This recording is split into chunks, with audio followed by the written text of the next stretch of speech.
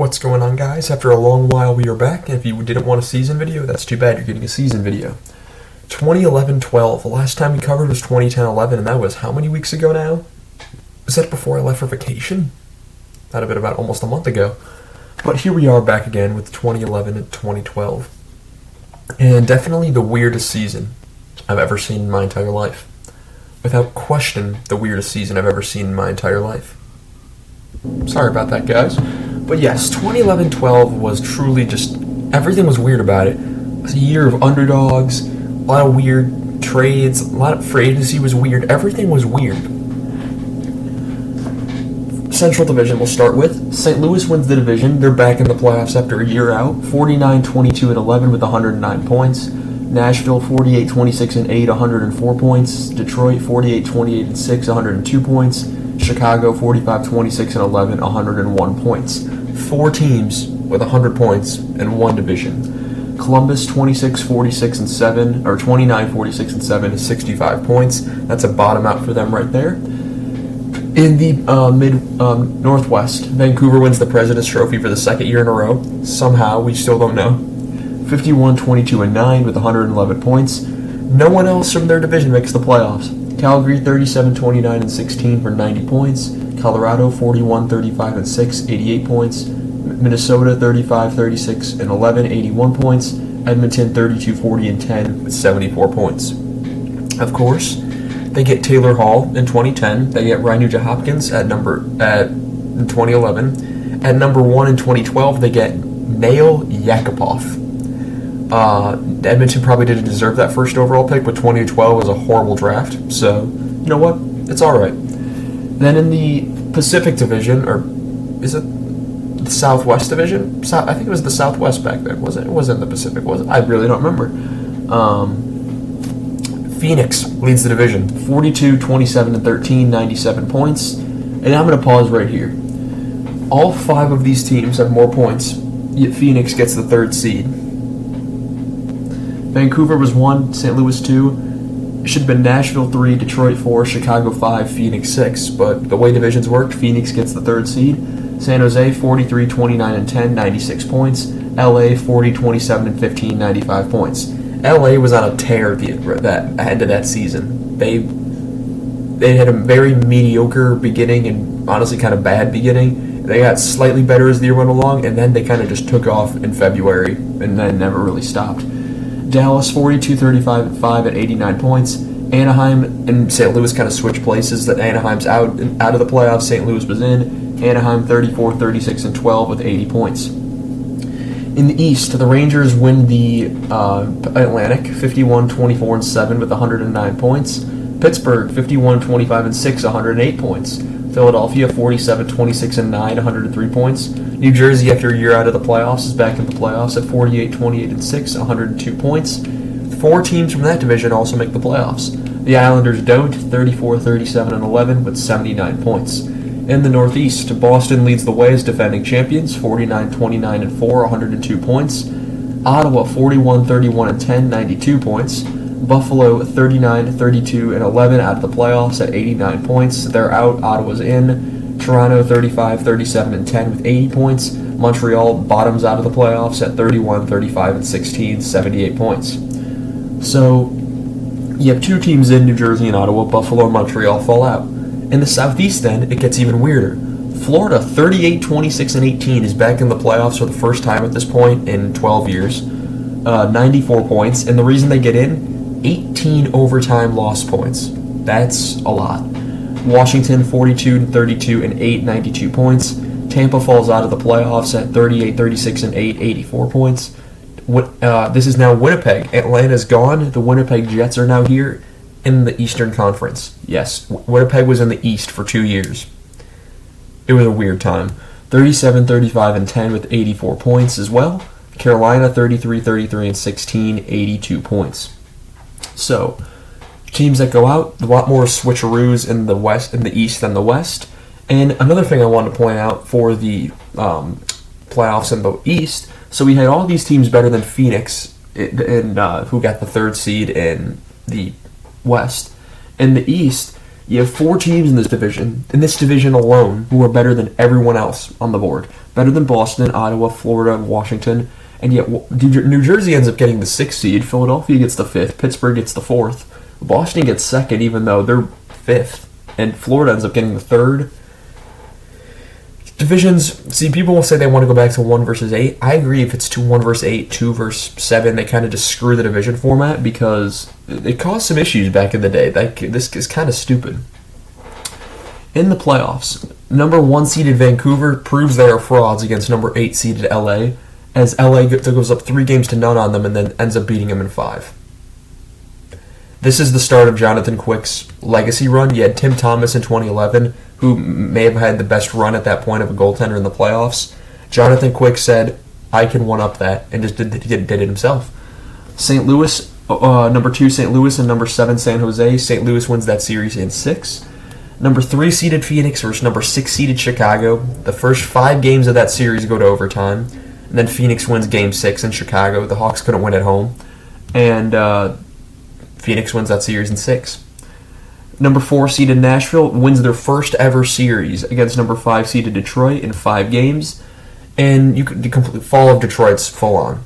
2010, they lose in the second round. 2011, they lose in the first round.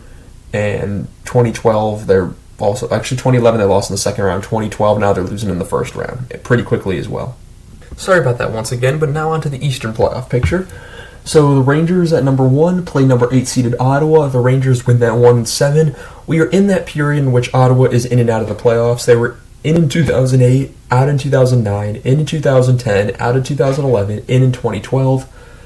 And I think they make it back-to-back in 2013, so we'll see them that next year. Number 2 Boston, defending champions, loses to number 7 seeded Washington in a Game 7 overtime. Joel Ward with the winner in that Game 7. Boston is out quite early. Number 3 seeded Florida back in the playoffs against number 6 seeded New Jersey. New Jersey, although Florida has the series lead and higher seed, they take them out in 7 games. Adam Henrique, the rookie, Adam Henrique being a rookie, getting the OT winner in Game 7. And then Pittsburgh and Philadelphia, seeds 4 and 5. Philadelphia surprisingly takes out Pittsburgh in 6 games. And that was a great series overall. There was a 10-3 game in there that Pittsburgh won. Giroux was a monster. Claude Giroux was a monster in these playoffs, and he only won 2 rounds. But that's where people will get his Hall of Fame. That's where he really becomes a superstar player in the league. Although he never really he did have good seasons. He was a very good player. I wouldn't have never called him a superstar player, though. In the conference final, number 3 seeded Phoenix loses to number 8, in the second round. Whoa, we're getting way too far ahead of ourselves. Number 2 seeded St. Louis plays number 8 seeded LA, and LA beats them in 4. I thought St. Louis had probably had the best chance to win the cup that year. LA swept them aside like it was nothing. Number 4 seeded Nashville loses to number 3 seeded Phoenix in 5. So Phoenix and LA in the conference final. Talk about unexpected. In the East, number 1 seeded Rangers beat number 7 seeded Washington in 7, as they will for the next couple of years. Number 6 seeded New Jersey beats number 5 seeded Philadelphia in 5 in a series that shocked me. I couldn't believe at that time that New Jersey beat Philly, because Philly was looking real good against Pittsburgh, aside from losing 10-3 in that one game.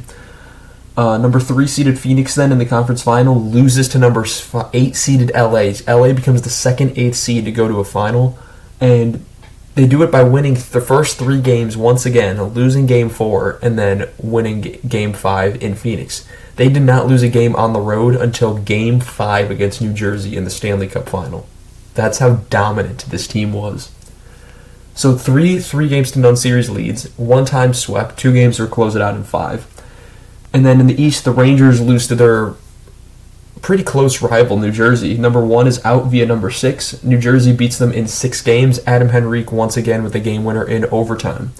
In the final, it's number 8 seeded LA versus number 6 seeded New Jersey. Let's see how it goes.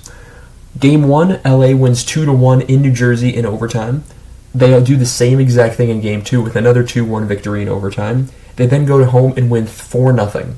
4 series where they've led now 3 games to none. That's how good for an 8th seed, you'd have thought this team was running away during the regular season, because because they just dominated everyone. It wasn't close.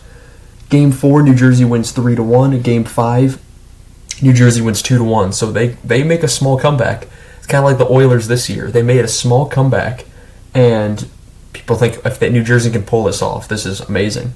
LA then wins 6-1 at home in Game 6. They win their franchise's first ever Stanley Cup, and pretty dominantly. I was actually a big fan of this LA during this Cup run. I really liked what they had going, and then by next year, I would definitely not like what they had going, because I didn't like Phoenix at the time, because they always beat up on Chicago. The Rangers I never liked because I liked the Islanders' colors more as a kid, and the Devils I never really became fond of them. In terms of playoff scoring, Dustin Brown and Anze Kopitar tie for the lead, both with 20 games, 8 goals, 12 assists, 20 points each. Not a lot of scoring in these playoffs. We're kind of going to a point where scoring is down, and the goaltending will prove that even more. Kovalchuk in 23 games, 8 goals, 11 assists, 19 points. He would leave for the KHL right after this. Claude Giroux in 10 games had 8 goals, 9 assists, 17 points, and he was 4th in playoff scoring. He only played 2 rounds, 10 games, half of what Brown and Kopitar had, and only had 3 less points. Mr. Giroux, you should have won the Conn Smythe. Jonathan Quick, greatest run by goaltender I've ever seen, 16-4 with a .946 save percentage and a 1.41 goals against, with 3 shutouts. Martin Brodeur, this was his last hurrah, so if the Devils got that cup, Brodeur would have had 14-9 with a .917 save percentage, 1 shutout, and a 2.12 goals against. And Brodeur honestly didn't play particularly well compared to the other goaltenders in this playoff. Holtby went 7-7 with a .935 and a 1.95 goals against average. Lundqvist 10-10 with a .939 save percentage and a 1.82 goals against. Mike Smith 9-7 with a .944 save percentage and a 1.99 goals against. Pecorine 5-5 with a .929 save percentage and a 2.07 goals against average. All of those goaltenders had better numbers than Brodeur. Yet Brodeur shows why he's one of the greatest goalies of all time by going to his 5th Stanley Cup final, I believe. 95, 2000, 2001, 2003, 2012. 5 Stanley Cup finals for the Hall of Famer. In terms of the awards throughout the season, the Art Ross goes to Evgeny Malkin. 50 goals, 59 assists, 109 points at the Pittsburgh Penguins.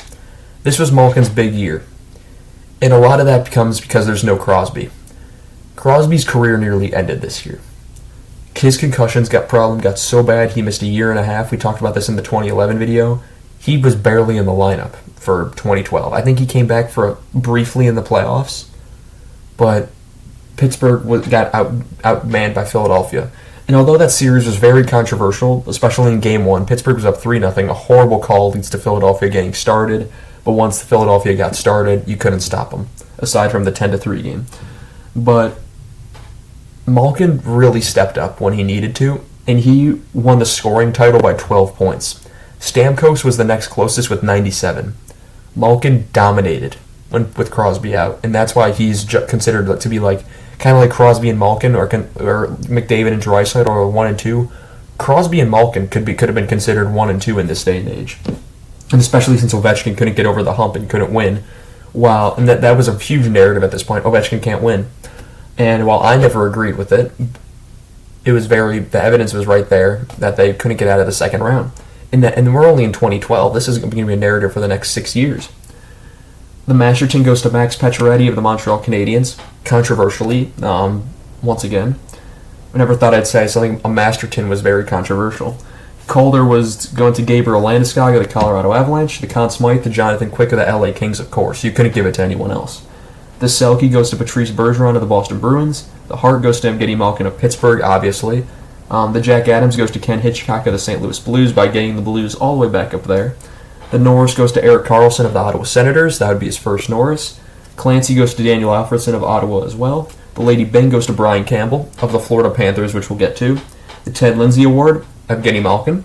The Messier goes to Shane Doan of the Phoenix Coyotes. The Rocket goes to Steven Stamkos of the Tampa Bay Lightning, who was the first guy to score 60 in my lifetime.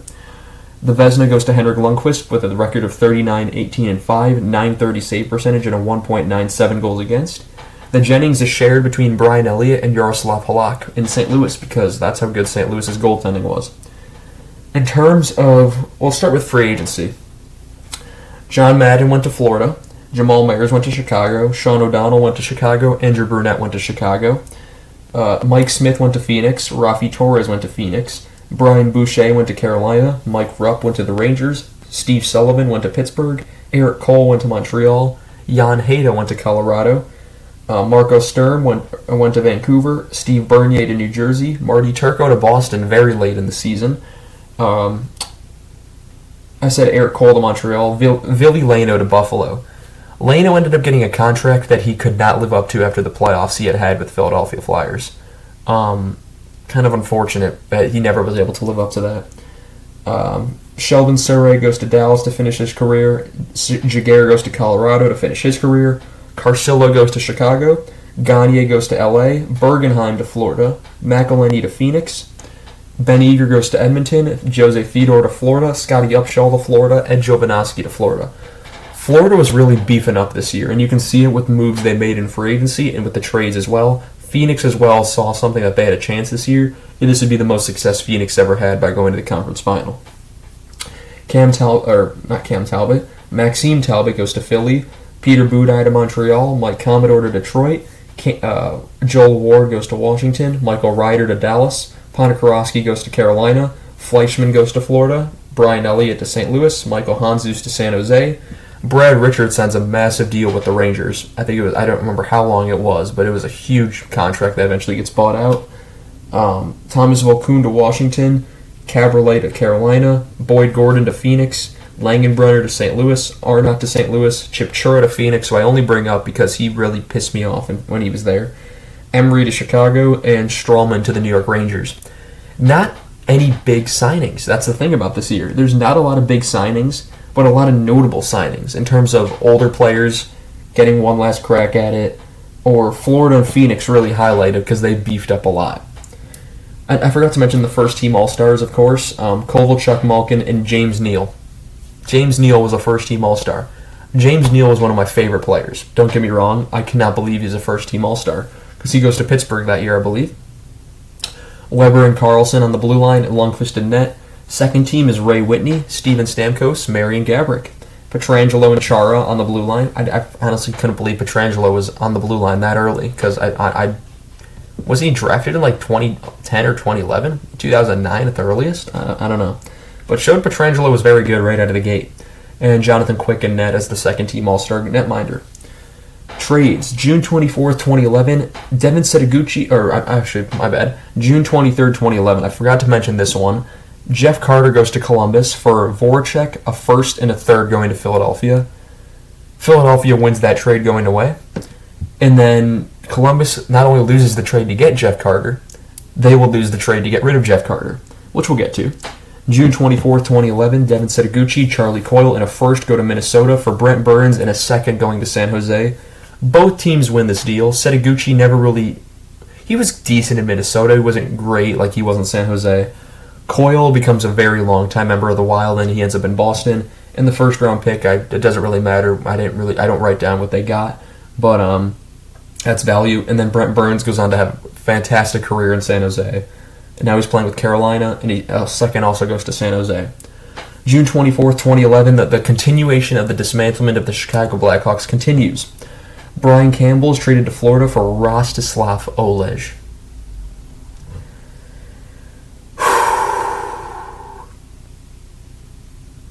It's a pure cap dump since the Hawks gave Campbell a huge contract when they signed him. But for Rostislav Olej, really? Olej was not good. June 24th, 2011, Troy Brouwer traded to Washington for a first-round pick going to Chicago. That's a much better deal. They couldn't get a first for Campbell, but they can get a first for Brouwer. And that first ends up becoming Philip Deneau, but the Hawks screwed that up as well. June 27th, 2011, Thomas Kopetsky then is traded to Florida for a 7th-round pick going to Chicago since it was his rights going there. June 29th, 2011, Christian Ehrhoff is traded to Buffalo for a 4th going to the New York Islanders. July 1st, 2011, Semyon Varlamov is traded to Colorado for a 1st and a 2nd going to... It would have been Washington. I don't know why I didn't write it down. July 1st, 2011, Chris Versteeg goes to Florida, so you get Campbell, you got Versteeg, And you got Kopetsky, along with everyone he signed in free agency. So now you're getting veteran leadership and guys that have won a Stanley Cup. Because Dale Talon is the GM in Florida, remember? So he's bringing in back his old guys. But Versteeg goes there for a second and a third, going to Philly. July 3rd, 2011, Danny Heatley is traded to Minnesota for Marty Havlat. 1-for-1 deal. Havlat nearing the very end of his career, and Heatley as well, but Heatley's came a lot sooner than a lot of people expected. August 29th, 2011, Damon Lenkow was traded to Phoenix for Lee Stepniak, which I pointed out because it was weird. Felt like they were the same kind of player. They both moved around a lot, and they were kind of traded 1-for-1 for each other, which really was weird. October 22nd, 2011, Michael Samuelson and Marco Sturm are traded to Florida for David Booth, David Reinprecht, and a third going to Vancouver. Was it David Reinprecht? No, it wasn't David Reinprecht, was it? No, it wasn't David Reinprecht, no way. But David Booth was a young forward for the Panthers, and he was good in his few years. And then he got to Vancouver, and it just didn't work. Samuelson and Sturm, that was to bring in more veterans, of course, for Florida, and it doesn't end up working, and as you can tell by their first-round elimination. December 9th, 2011, Cabriolet is traded to Montreal for Spacek going to Carolina. Another one, two teams so far out of the playoffs that I really don't know what the thinking of this trade is. January 12, 2012, Camilleri and Kari Ramo in a fifth are traded to Calgary for Rene Bourque, Holland, and a second going to Montreal. I'm surprised Camilleri was out in Montreal because Camilleri was good in Montreal, and bringing in Rene Bourque kind of to replace Camilleri when they were sort of the same player. Honestly, I'd say Camilleri was a little better. That's why they get the second-round pick, maybe. January 20th, 2012, Ponikarovsky to New Jersey for Sova and a fourth to Carolina. New Jersey wins this going away. Ponikarovsky would be a valuable asset to them in these playoffs. January 27th, 2012, Brendan Morrison is traded to Chicago for Brian Connolly going to Calgary. Good win for Chicago. Morrison finished his career here, and Connolly, I didn't even know who he was that he was traded him. It was a minor leaguer. But he provided a veteran experience and some experience in the playoffs as well. Veteran guy for the playoffs, who wasn't bad in the playoffs either. February 22nd, 2012, Antoine Vermette goes to Phoenix for Curtis McElhinney, a second and a fifth going to Columbus. Phoenix wins that one going away. February 23rd, 2012, as Columbus is in full sell mode, which at the bottom makes sense. Jeff Carter's traded to LA for Jack Johnson and a first going to Columbus. Jack Johnson was this young up-and-coming defenseman, and didn't really... Yeah, he was drafted third overall, but Columbus kind of took that on. And Jack Johnson, good bottom two defenseman right now, seventh defenseman if you need it because he's older, but he never developed into that true third overall pick that he was kind of brought up as. February 25th, 2012, Wojciech Wolski to Florida for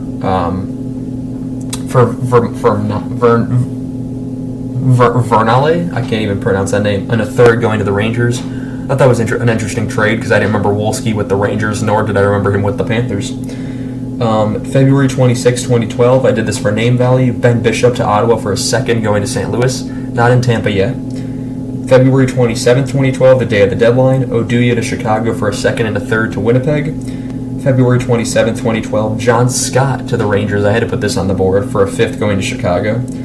February 27, 2012, we got Paul Gaustad and a fourth going to Nashville for a first-round pick going to Buffalo. For Paul Gaustad to go for a first-round pick, I thought that was interesting. February 27, 2012, Nick Schultz to Edmonton for Tom Gilbert going to Minnesota. I don't know what the making behind that trade is either, but, it is what it is. In terms of what can be said about this season, weird. Everything about it was weird. Something was fishy about it, you could say. But we only got 1 year now before we got the next lockout, and then it's a shortened season next season. So hopefully we'll get back more into a continuous rhythm so we can get these seasons done before I have to go back to school in about a month from now. I want to get those all done by then, so we have about 13, 14, 15, 16, 17, 18, 19, 20, 21, 22, 23, 24, 12 more seasons to do. So that's at least 12 videos over the next month for you all. And I apologize for not getting my uploads out as usual as I like. I've had a lot of stuff going on. I've had summer school classes going on. I've had a lot of work. However, I'm going back into school. I'll have a little more time on my hands. Should be in August. My vacations are over, as I mentioned, so I should be back now. And I know I've said that enough, but I promise I should be back. I want to thank you all so much for watching this video, and I shall see you all in the next one. Have a good one.